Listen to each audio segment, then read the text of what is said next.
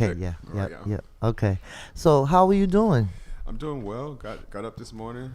Lord woke me up. I had my Bible study in. I'm reading Ecclesiastes right now, and Okay.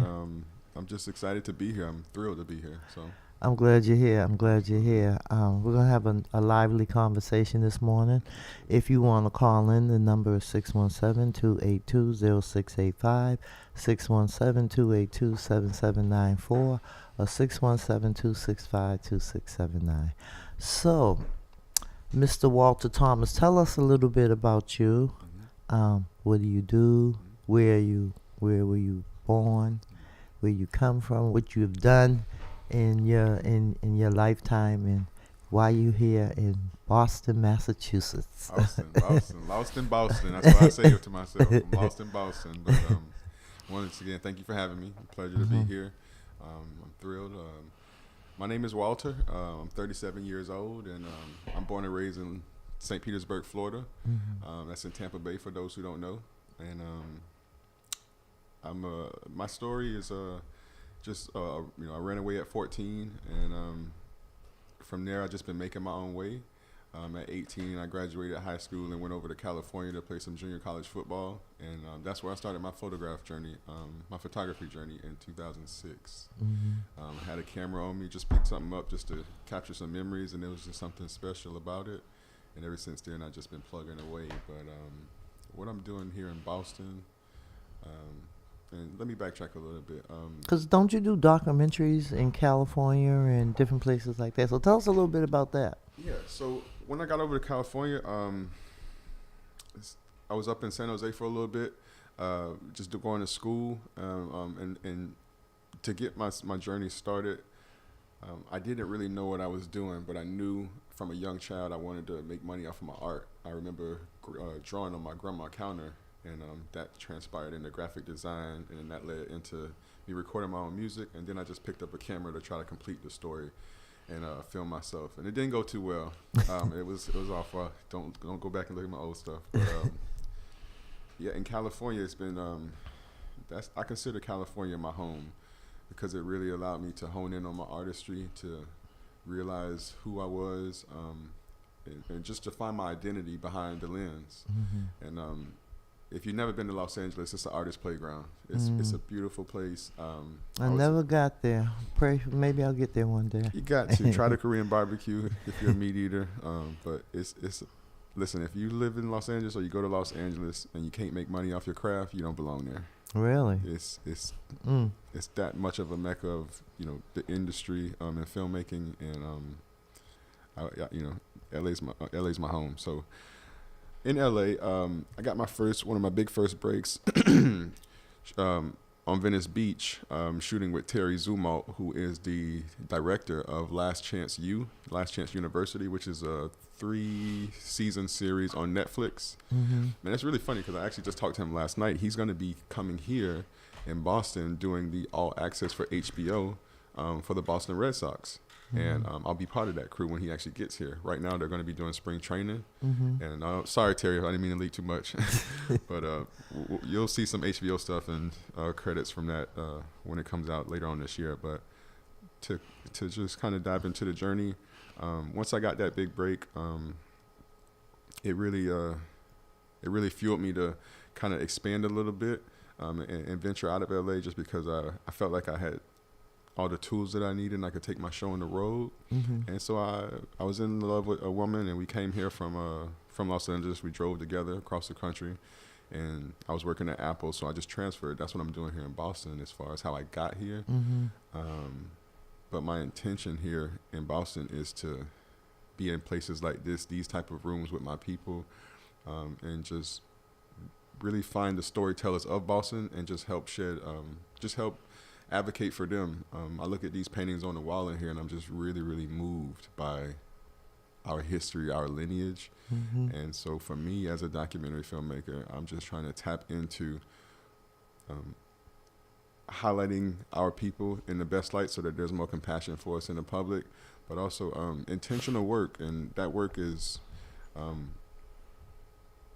that work is going to consist of like craftsmen, um, you know, athletes trying to get out of the city, but more so the movers and shakers that really have longevity here. Those are the people I really want to reach out to and grab stories from, collect stories from, in regards to the history that we have here in Boston. Because look, typical. I didn't think there was a lot of black people in Boston, but there's a center, there's a mecca of black people in Boston, but they're not highlighted, they're not celebrated.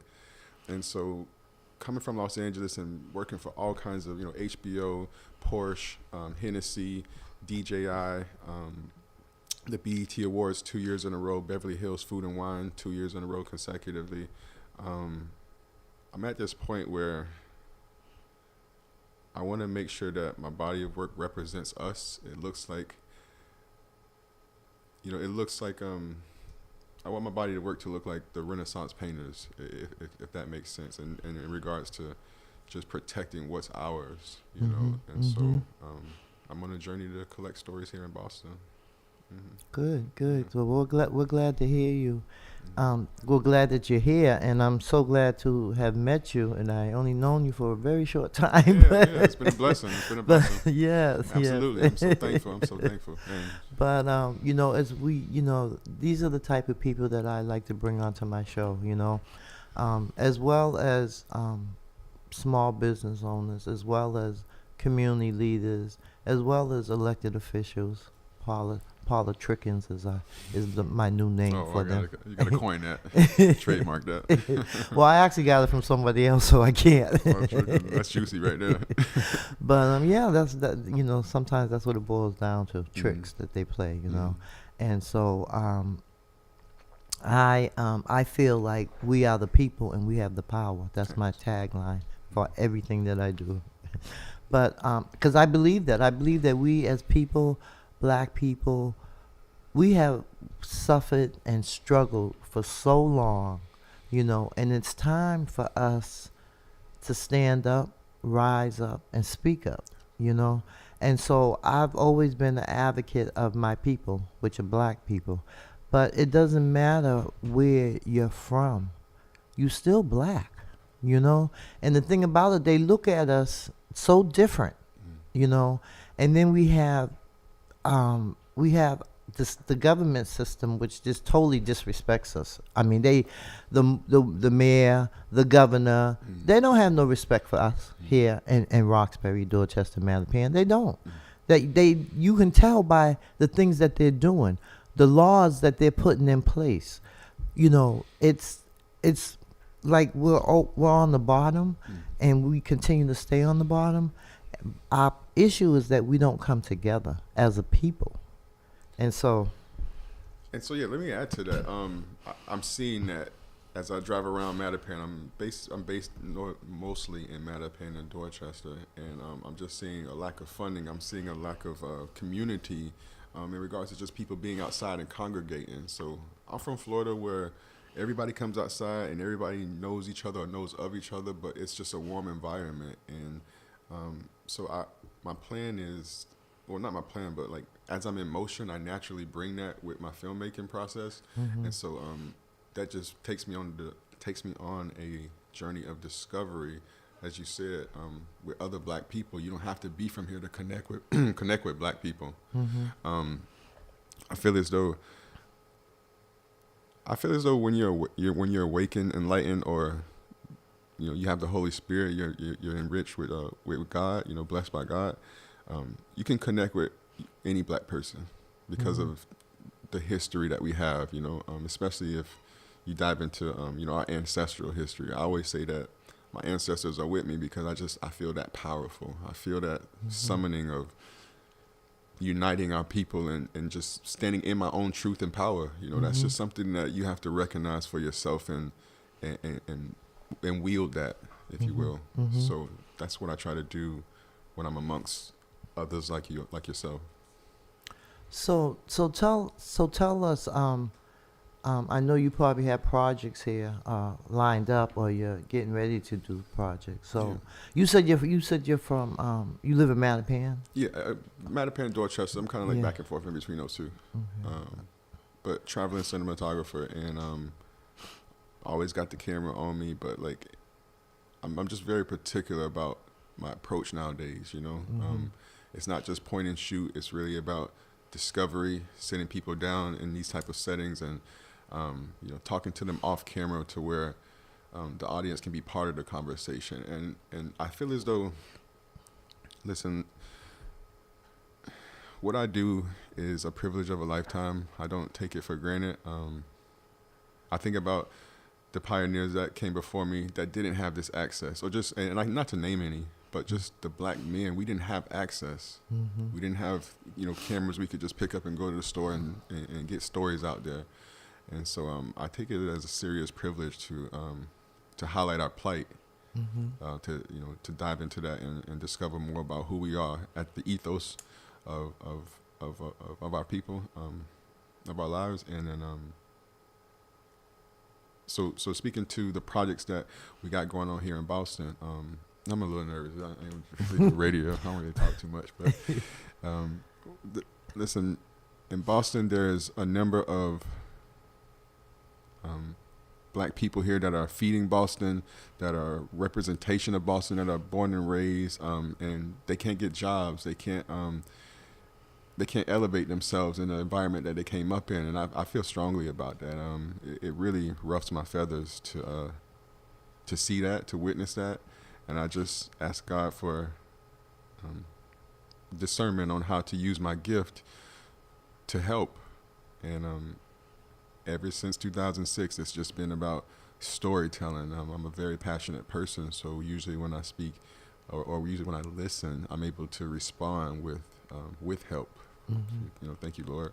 So I plan to find local businesses, entrepreneurs, craftsmen, really the people that are feeding Boston, that are representing Boston, and that have been here, to help us understand what you're trying to do, which is, how do we connect and unite and put a unified front for the things that we want to see change in our lineage, in our lifetime. And I feel as though storytelling is the best way to do that, because it gets you at the core of a person. It gets you to the core of a person, as long as it's, I would say, fundamentally projected.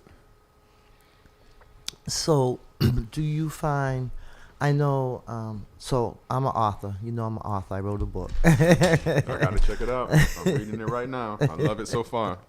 Love it. Thank you for the signature as well. No problem. Thank you for reading it for me. Reading it, taking it, because it is a story. It's a true story. The thing about it is, I have another story. I have like 2 more books in me that I got to get out. Yeah.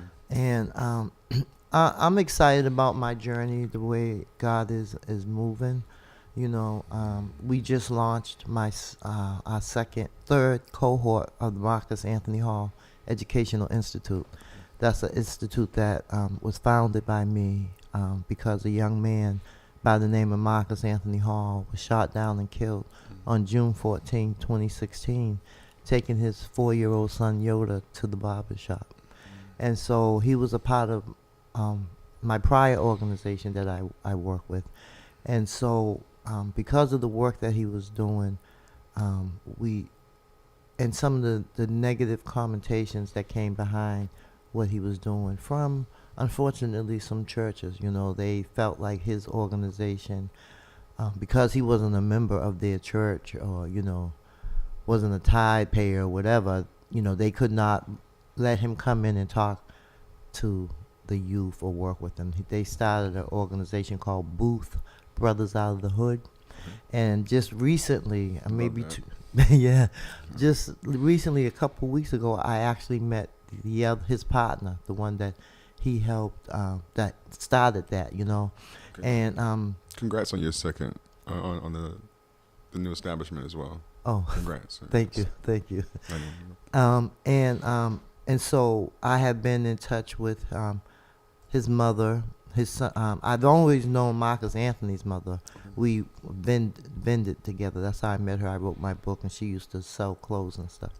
And so I recently met his baby mom. I don't like to say baby mom. His son's mother, and she's a very nice, sweet young lady. What she does is she gives free birthday parties to young kids who have lost their parents, either to sickness or, to violence or whatever, And so she has a very sweet spirit. And actually, her son, he's 11 now, and he wants to come to the class, but he wants to come when he's older.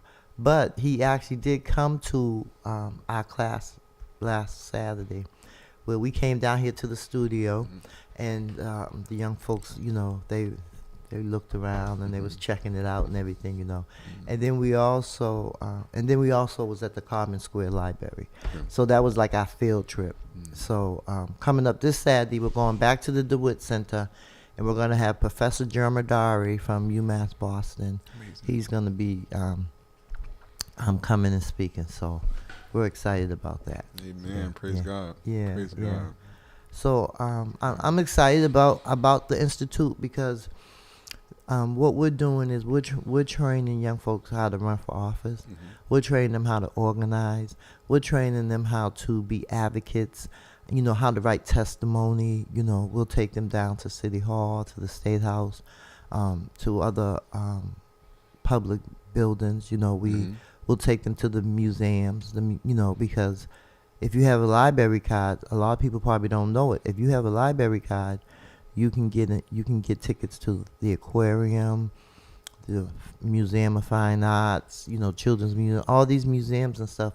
You can get free entry or either very low in pay. Access. So yeah, Access, definitely. right? So and it's all you need is a library card. So. We're going to be doing that. Every other week we do field trips with our young folks. So that's so important. That is so important. Yeah. I think that what really started me on this path is my curiosity. And I think once we get to see things outside of our environments, we begin to mature or develop our sense of who we are, our sense of identity, because we're so influenced by poverty or by our situation or by our competition that's next to us, our so-called friends, So I think that what you're doing is, it's going to help those young people so much. And for me, reading was one of the things that helped me when I was young too. So if I used to out there like listening, to read too when I was young. Yeah. I read all of the Goosebumps. That was my favorite thing back then. All of the Goosebumps. R.L. Stein. It kept me, imaginative. So. Yes, I think reading was one of the things that you can do that can just take you somewhere else, different places and stuff. But I'm thankful and grateful that God allowed me to write my book, to write my life story. But I didn't know He was going to give me another book.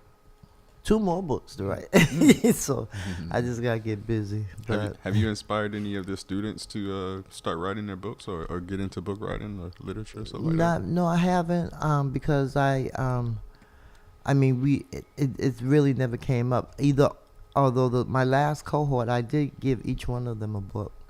And one of them, it's funny because the person that read the book, he's actually working with us. So he's doing, he's one of the ones that I want you to meet him, because he goes to Roxbury Community College and he's taking up media, and he says he does, he knows about filming, and so I would love for you to meet him.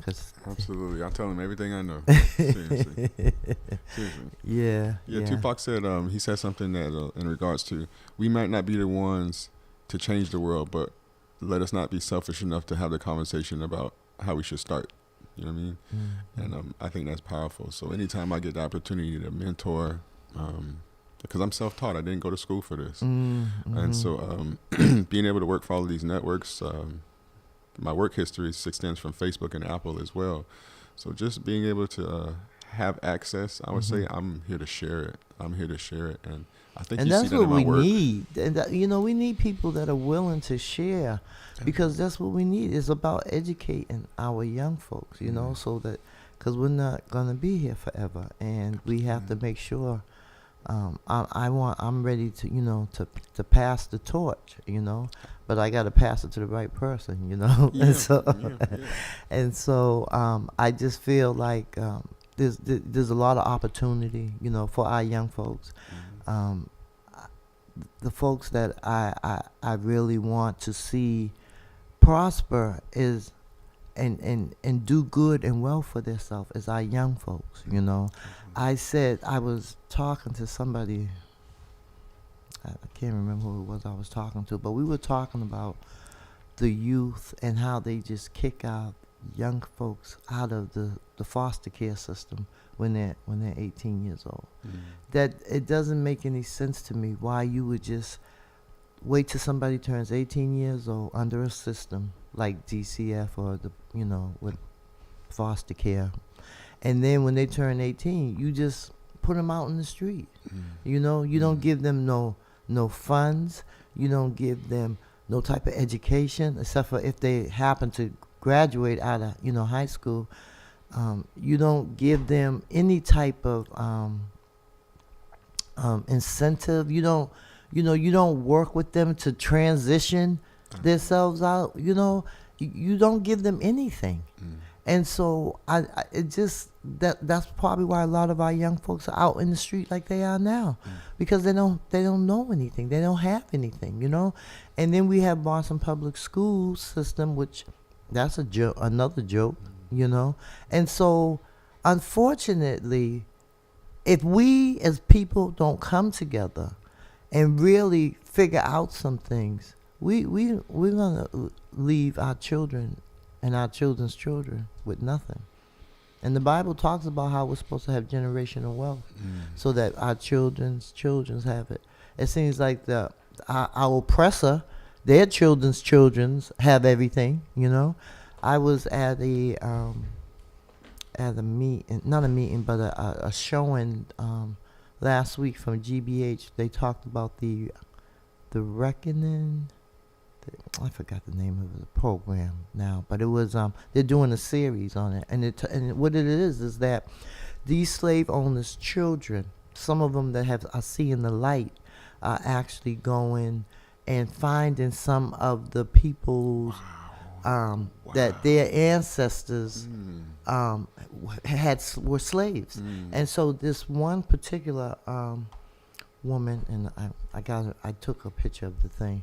She went and found this gentleman who her ancestors had enslaved his family, and they came together and created a foundation, and they're going around trying to find other folks, who this has happened. So there are some of them out there that know the harm that was done to us and are willing to put their money where their mouth is, because they got that money because of our free labor, and that's what reparations should look like as well.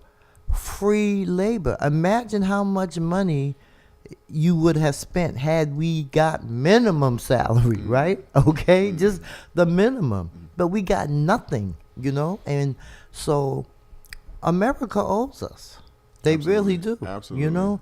And so now people are talking more about reparations, and so I just feel like there's so much history from us, within us, and we are so much more than the Negroes who got off the slave ship. We were kings and queens, and so, but as the same thing happened then, the same thing is happening today in 2024, but we are being sold out by our own people, and that is what needs to stop. Absolutely. And so I don't know. I'm rambling. You're getting me going here. You're getting me going. Oftentimes when I hear people talk like that, I'm saying that's that ancestral download that I'm hearing, that feeling of oppression, but not feeling, but honing in on oppression and communicating, from the core, because it's important. Listen, in my work, I want to show our pain. I want to show how we really feel inside, so that, again, there can be compassion for us in the public. We go into these rooms, we go into these places, and they still not treating us as if we're human beings. Yeah. Human. Yeah. And so with our gifts, with our talents, with our passions, I feel as though that's a way that we feel like we're more human. And I've been trying to incorporate more of those type of stories, but it's hard to get to the pain part because people want to be showcased instead of talking from their ethos. And so uniting with people like yourself is only going to take me further down this journey of what does it mean to be a black person today, because back then we were revolting, but we just didn't have the access. We didn't have the access, and now that we do, Right. keep the conversation going, keep the community going, keep the sharing of gifts going, so that we're linking each other, not just what's Right. up on each other. Right. You know what I mean? I actually have a program that is a program out of the Marcus Anthony Hall Education, and it's called the Senior Soldiers. Okay. And what it is that I am I've already spoke to one senior citizens home, where we're going to be taking our young folks, not our young folks, our seniors and our young folks if they want to come, down to City Hall on some Wednesdays for hearings, so that they can go down there, can hear what's being said, and we provide a lunch for them, and then we have a discussion either in their building or either at the DeWitt Center. And this is so that they can get more involved, so they know what's going on. I would like for all of our seniors to be able to have a Chromebook and a cell phone. Why not? I hit you heard the Black Lives Matter movement, but really, what's hanging the sign? Put some resources out. If you feel like Black Lives Matter, then fund some of these programs. We have this nonprofit world, and someone was telling me I can't remember how many thousands of nonprofits that we have in Massachusetts. And it's kind of like the ones that got a lot of money, they get the money. But if you're grassroots and you're really struggling and you're really trying, and especially if you're woman or black led, or veteran led or LBGQ led, whatever, you just treat it different. These funders, I feel like the way the nonprofit world is funded, I think they really need to look at how they fund people, for real, because if you run a nonprofit, especially if it's grassroots, and more time when it's a grassroots, you may have 1.5 employee, right? And then you have It's true. Yeah, it's true. And then you have a board. But what happens is you apply for a grant in January, right? You may not hear about an answer until March, and then you don't get the money until July, which is the beginning of the next fiscal year. So how does a organization, how do you handle 6 months of not receiving the money? And it happens a lot of times, So I think the nonprofit world, these big funders like the Boston Foundation, Beckman has become a funder now, Embrace, the Bar Foundation, the Heinz Foundation. I feel like they all need to really get together and really look at exactly what they're funding and how they're funding, because you have some funders that will give you a $5,000 grant, right? And then next year they want you to fill out a 20-page document on how you help save the world with that $5,000. And I think that's insane. And you went 6 months without paying bills. So it really is hurtful and harmful to some, to some of our nonprofits. So I'd be willing to sit in the conversation with these executive directors and these presidents and these CEOs and tell them this is what we need. So I think that would be super powerful. However I can help in that, you just let me know. Okay. We're gonna figure it out. We're gonna figure that out for real. It's just Well, and speaking of nonprofit, I'm not too familiar with the process of those, but as you discussed that, I think it would be great to have a nonprofit where we teach children the fundamentals of journalism, cinematography, because I feel as though we're natural storytellers. We done seen so much, and I feel as though that's why we're so expressive in the arts and music, in film, which we don't get credit for. And yeah, one of my things that I want to do in my lifetime is teach people what I know, and I know some stuff. I really do. So in regards to just approach, Mm-hmm. in regards to finding your words correctly Mm-hmm. when you approach, but then also in authenticity. You really can't coach that. You can't coach authenticity, and Mm-hmm. leading into your passion, into your purpose with authenticity, with the Lord, of course. You can't do it without Him. I'm telling you. Mm-hmm. Um, that can really wake us up, wake our youth up Mm-hmm. into their gifts or into their purpose, into their paths. And so I feel as though it'd be really important for somebody or for me to take the lead on just giving them access, putting these camera bodies in their hand and just walking the block, so that way we can be more observative of our environment, Mm-hmm. more aware, and then more connected to the stories that we pass by every day. And we don't want to. We often don't think about recreating them stories until we get an opportunity to do so. But there's cinema in everything we do with passion, Mm-hmm. and it is only until you come around a fundamentalist to break that down where you see that happening in real time. So I think it'd be super important for. So we actually us to have have an some Academy of access. Broadcasting here. We do. I'll show it to you. I'll show you the Please, area. Yeah, please, every please. summer we get youth from Madison Park, and they come on and they work. They come here every day and they work and they learn Mhm. about broadcasting and they do their own stories, and so I love to introduce you to them. Take it a little further though. Let's think about a storefront or a storefront where there's workshops, there's constant Black history always playing where you can come and get enriched. Mm-hmm. And then there's also access. I'm talking about hardware where we can put in your hand and do like these hour walk and talks and just really get acquainted with each other. And that way you can leave with something, but come back for more. You know what I'm saying? So I feel like that would be great to have in Dorchester, Mattapan.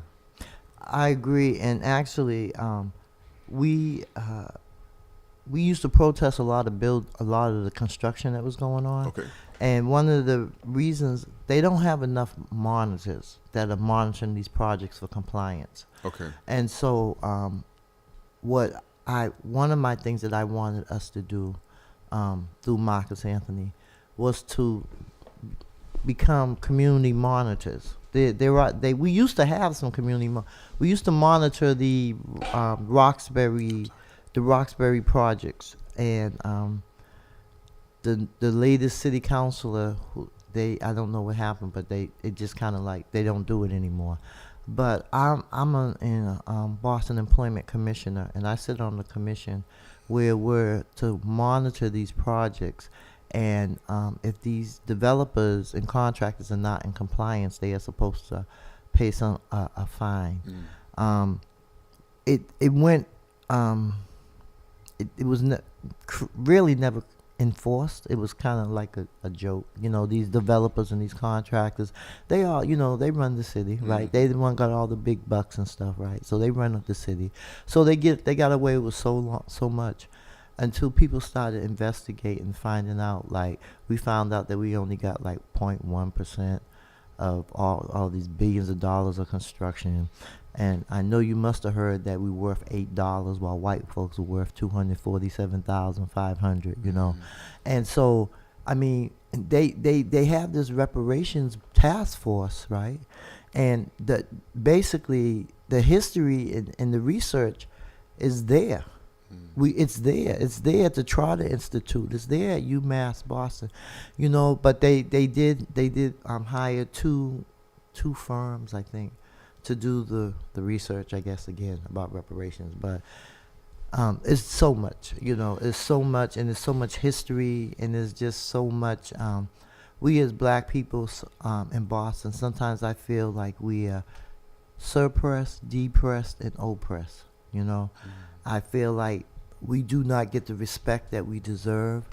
I feel like our elected officials think that we're a joke, and I feel like it's time. Now is the time for us to rise up and speak up, but we need to bring our army with us, and our army is the youth. That's who our army is, and that's what I'm trying to do. I'm trying to really raise up an army of folks that we can be who we are supposed to be, get what we deserve, and don't be afraid. The only thing we have to lose is our life. And if we're in Christ, you know, You speaking my language. That's why I'm here. You speak my language. for real, I'm so serious. You know, this stuff comes from my heart. You know, this work here. There you go. Come on, one more time. My heart. I had to do it one more time. Leave my R's alone. Yeah, you got me a couple of times yesterday, so y'all gonna hit my twang. But yes, But yeah, that's that's what it's all about. That's why Marcus Anthony was really birthed for me. And then I have a consulting company, my consulting firm, which is called Flint and Associates. Mhm. And I'm still trying to help folks get elected. That really I know they're really for us. And so that's another piece of my work. so with all the work that I'm here I go asking questions on your show as a documentarian. I got to ask a couple. I'm wondering how you stay mindful. Obviously with the Lord, I would say, but how do you contend with all of the things that you got going on and the change that you want to see that you're not seeing immediately? How do you stay in the race? Because I know that things don't happen overnight, and it's a struggle. It's a struggle sometimes. It make me wonder how I keep from going under. That's one of my friends, God rest her soul, Makia. She used to always say that. And it's God. It's nobody but God. There's no way. With all I've been through, with all the things that I've done, with all the ups and downs, and it's nobody but God. And I feel like He has equipped me for this fight, because it's a fight. It's the revolution. The things that are happening here, over in other countries. We know we're in the last and evil days. However, we just have to, keep moving. You brought up a great point. We're worth $8 and they're worth $247,000. I hope people out there are really, really listening to that. And when they see their next brethren, their next, when they see another person in their own likeness, they really feel that, because it's only together do we become stronger. Yeah. It's like when you unify with Christ, you become stronger in Christ. You become stronger in your personal development. So just that fact right there really spoke to me, because again, access. That's access and resources. Yes. Access and resources. Mm-hmm. Because we could do a whole lot better if we were getting our fair share. I just don't understand how you take things from people and justify it, and justify it. So I don't. It lives with you. It's hard to get it out of your body once you've seen injustice, once you felt injustice, and frankly, not a lot of people have the spiritual manner to come forward and speak about that. Not a lot of people are walking in truth to speak the truth, to speak their truth. And so, yeah, many are called, few are chosen. But the thing is once you hear the calling, you have how did I put it? Many are called, few are chosen, but it's a responsibility to stay chosen, right? Because we can all fall from grace, but like when you're chosen, that comes at a price. That comes at a price, and as you said, all we got to lose is our lives. So that really speaks to me, because like I'm a person that I be having a lot of equipment on me all the time, and I don't want to put that out there, but like I'm prepared to die for my right to communicate, to be who I am, to articulate. I really feel strongly about who I am and what I'm here to do, the work that I'm here to do. Miles Monroe has this beautiful sermon on Spotify about why should a man have vision and purpose, or something like that, and it all talks about the hierarchy of how God put Adam in. He placed Adam in the garden, and the first thing He told him to do was work. He didn't show him where it was at, and that's why you can't find Eden, in the words of Miles. And so to wrap that up, I think it's about making them, just awaken the men back into that leadership role. And first, that starts with God and understanding what God intended for us, what God intended for us to do, which was work. I'm here to do the work of my Father, and I feel as though we've gotten away from that. We've gotten away from working, and so however I can facilitate more of these type of conversations or this type of dialogue is where I want my documentary work to go. How do we own who we are, but how do we like respect the people that came before us so that we we're in compliance with what we already know and feel, you know what I mean? Not trying to go against the grain, because so many people, I mean, we're competing instead of pulling each other up. Yeah, you know we're I mean? competing instead of collaborating. Absolutely. Yep, Absolutely. that's right. Mm. Okay, we got a few more minutes. So tell us some other documentaries that you have worked on that or some folks that you may have worked with. Yeah, I want to give a big thank you to Patrick Henry Johnson. He's a muralist artist in Los Angeles, big figure. Can paint a building over and a half, and the scale is incredible. And I started working with him in 2020. Again, his name is Patrick Henry Johnson. PHJ Art is where you can find him. And he was just a great mentor for me. We're from the same city, and we met in L.A. And it was one of those things where I connected with him so deeply because he was speaking the same language that we're talking about oppression, about and about connecting in our gift. And so I want to give a huge shout out to him. We did a 5-part documentary series called The Cosmic Dancers, and he had this five panel wall in LA that he had to construct cosmic dancers on. So talking shop with him, seeing him in his craft really elevated, I would say, my eye at that point. And as I'm here in Boston, the projects I'm working on right now I can't name because they're fresh on the table. But there's mad work here to do.